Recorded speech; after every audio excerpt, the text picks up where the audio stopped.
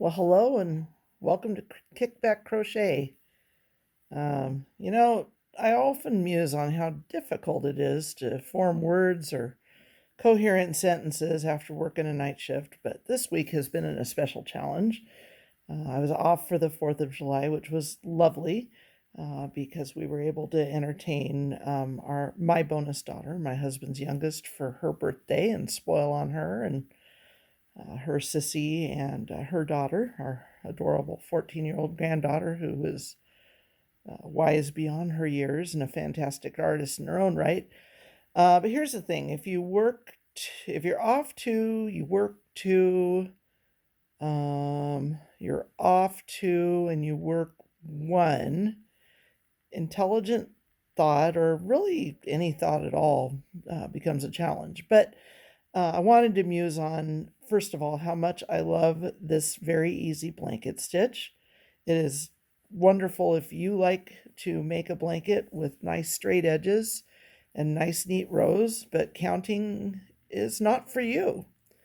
Perhaps you too have a chopped up work schedule, and when you try for health to enter your sleep schedule into your health app, it mocks you and says you need a more consistent bedtime.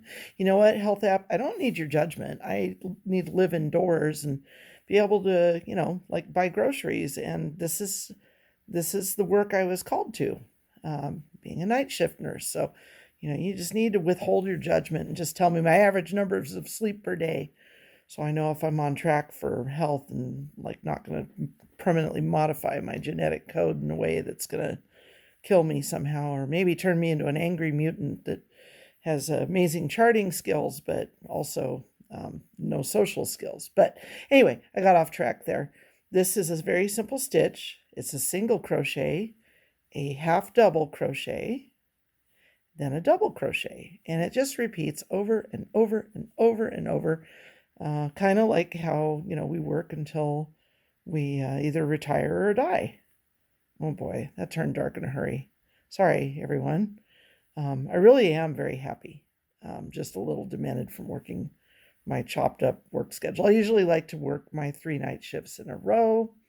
That is better for my mental health and also general functionality and stuff. So, anyway, this is a fabulous stitch. Let me zoom out a bit. I'm going to try to do that without rattling the camera too much here. Let's see if this looks as good on camera as I feel like it looks in person. So we have this lovely texture. I'm going to angle the camera a little bit so you can see it. It makes a wonderful baby or pet blanket because, as you can see, there really aren't any big holes that would catch claws or little fingers. But it would be good for anyone, really. This color combination, this is Hobby Lobby cream with Hobby Lobby white. This is a blanket for donation for Operation Shower, or maybe in some other charity that the Northside Baptist Church Happy Hats designates this to.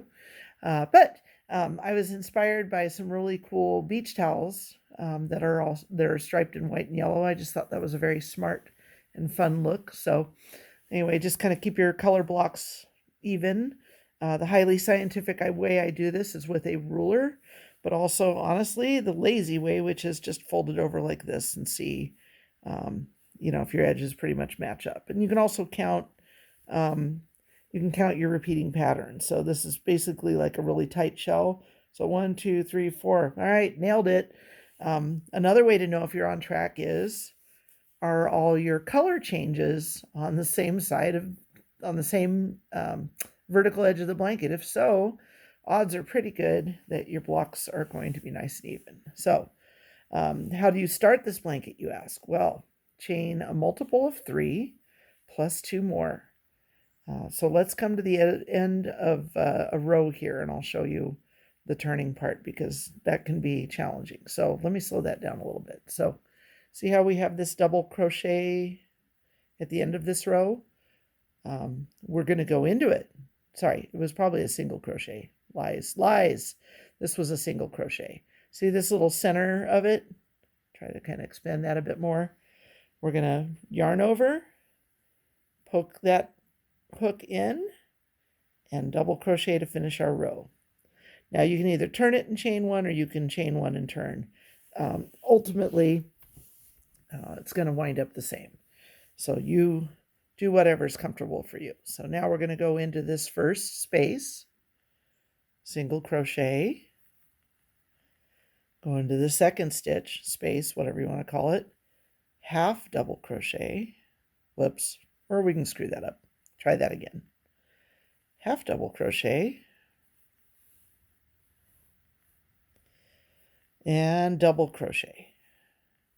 And we have made our first, whatever you want to call it, our first part of this repeating pattern. So single, half double, double,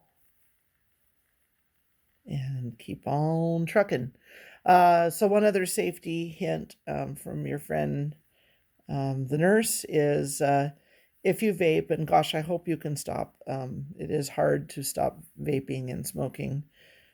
For some of the people in my care, it's really hard to stop smoking crack, but that's a whole nother topic. But anyway, if you vape and you are around somebody on oxygen, or perhaps you yourself are in the hospital, and even if you're not on oxygen, in the hospital, there is oxygen in the walls, and it comes out in valves, and we can hook breathing devices to patients to it. But the other thing you need to know about oxygen is it is highly flammable. It's part of the fire triangle, which is, if I remember right from chemistry, or maybe from safety training, I clicked through at high speed because I was just trying to get it over with, and it was mandatory. The fire triangle is oxygen, fuel, and a heat source or a ignition source. If I've got that wrong, well, roast me and maybe I'll pay better attention to that training next time. But anyway, oxygen, highly flammable, in all the walls, in the hospital. So if you are in the hospital and you vape and you brought your vape pen with you, because of course you did, because I've never seen somebody who vapes who doesn't have a death grip on that thing, don't. Talk to your nurse about some sort of nicotine patch to help you with the cravings, because they are horrible, and I have seen people experience them. And do not vape, because when you activate the vape pen, it does generate a spark, and that could wind up with you and others you love, or even others you don't love or maybe barely tolerate, or a friendly nurse that's taking care of you that would like to be able to go home safely, or just everybody. It could cause a fire, and a fire in a hospital is a horrible thing. So,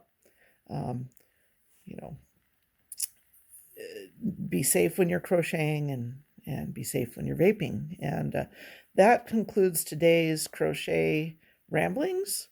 A really nifty blanket pattern, but seriously, look at how lovely that is. Look at that nice straight edge. I can make straight edges as long as it's a repeating pattern. And again, kids, don't vape near medical oxygen. Have a great week, and talk to you soon.